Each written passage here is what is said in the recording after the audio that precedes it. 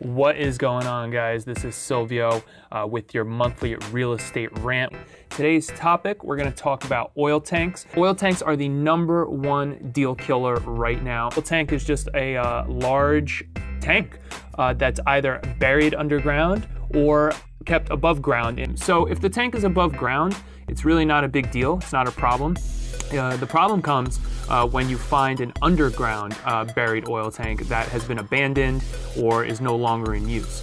And the reason why is because of contamination. These oil tanks, they're old, you know, they could be 40, 30, 50 years old. They're made of metal, they rust, they corrode over time, winds up corroding and cracking and leaking.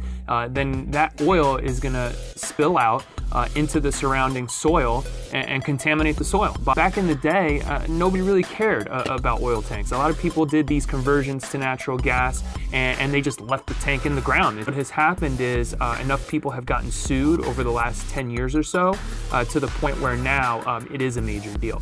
Google oil tank contamination in New Jersey and check out the news clips on stuff that's happened over the last couple years, and you'll really see some horror stories. But now an oil tank inspection is pretty much mandatory on every property. Whether you're a buyer or you're a seller, what you really need to do is you need to order what's called a tank sweep. And this company comes out with this huge metal detector, and they go around the property and they check if there's an oil tank, basically, okay? So for buyers, this has become basically standard procedure.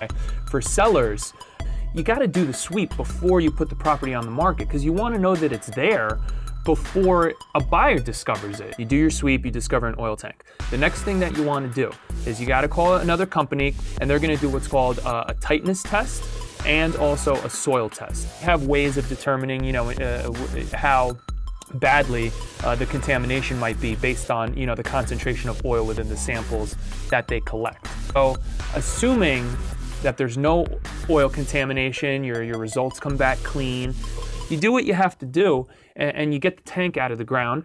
I have a company that we use, great guys, they've been doing it a long time. You know, they'll charge around 2,000 bucks to come in and dig up the oil tank. So you pull the tank out, now the tank's out of the ground, they call the city inspector, the inspector comes in, he looks at the tank, there was no issues, and you're good to go.